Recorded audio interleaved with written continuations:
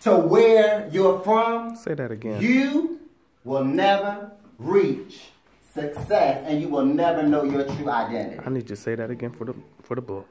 Say it one more time. Say it one more time. If I equate where I am from, or I try to take my future and place it to my past, I will never, ever understand my identity, and I will never reach my fullest potential to produce success.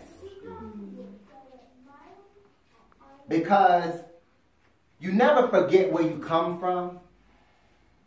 But if I live in that moment, I'll never get to where I'm going. It's your moment, your madness. You never let it go.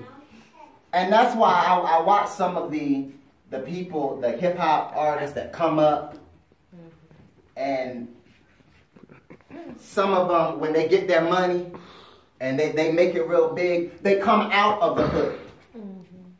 And the reason why they do that is because they understand that where I am now, if I still think like that, I can never build to where I'm going.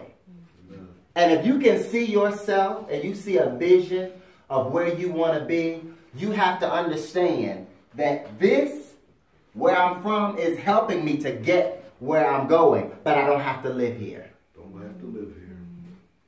You don't have to live in the molestation. You don't have to live in the rape. You don't have to live in the abandonment. And I'm not saying you won't never have memories or flashbacks about what happened. But if you allow the enemy to trick you into living in that moment and never being able to move forward with your life, you undermine your success. And a lot of us have the potential to be greater than what we are, and to go greater places than where we've been. But we still live in that past moment. Your identity is everything. Because don't you know that when God created Adam, Genesis chapter 2, y'all already know where I'm going with it. When he created Adam and he put his spirit in Adam. Hold on. Go to, somebody get it for me. Genesis chapter 2. You got it? Read. Seventh day God ended his work which he made it. God bless the seventh day and sanctified it. Sanctified it. Yes, sir. Okay. Verse number 7 says, and the Lord God formed man of the dust of the ground and breathed into his nostrils the breath of life, and man became a living soul.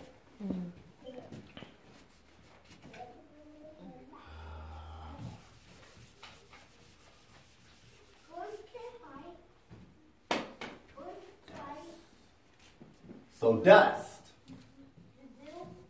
is man's beginning stage. You about to break this down. That's good stuff. I'll come back to that.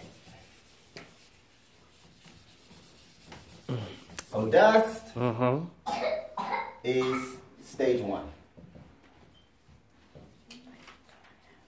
Then he does what? After he forms man from the dust, he does what, Andre? Breathe into the... He breathes. You spelled it right. I'm spelling it right? Yes, all right. Breathes. And then what does man do? Become a living soul. Become a living soul. So it's almost the same illustration that I gave when I preached the I Am Factor. But watch this. Stage 1. Stage 2. End result. Oh, result. So, this is us in the past. The dust. Because we're just formed. As a child, we are formed.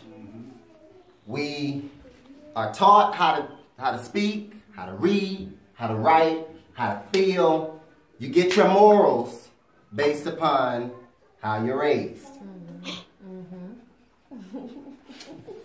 Yeah, not so many kind people anymore because they're not being taught that. So you get all of that through the first stage, which is the dust. Then you develop that relationship with God. And he does what? Breathe. He breathes. Because every unsaved person right now is dust.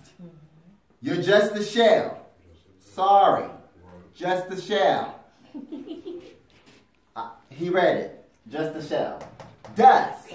But when you come into the knowledge of who God is, he breathes into you. Now, the word breathe from the Hebrew text is going to be pneuma. It's not Shekinah. It's not the other one. It's pneuma. Because it's pneuma. It's, I don't know if I'm spelling this right. Theologians don't tear me up, but pneuma. Oh. It is the breath of God. The very breath of God. This is not the wind of God. This is not, him moving his hand, hovering up. This is the literal breath of God. So when I become saved, he breathes into me. But we stop right in this little section right here. When he breathes, we very seldom make it to man becoming a living soul. Tell you why. Because he breathes into us and we are complacent and we stay in the moment of just having the breath of God, the Spirit of God, but we never seek him for direction on what he wants us to do.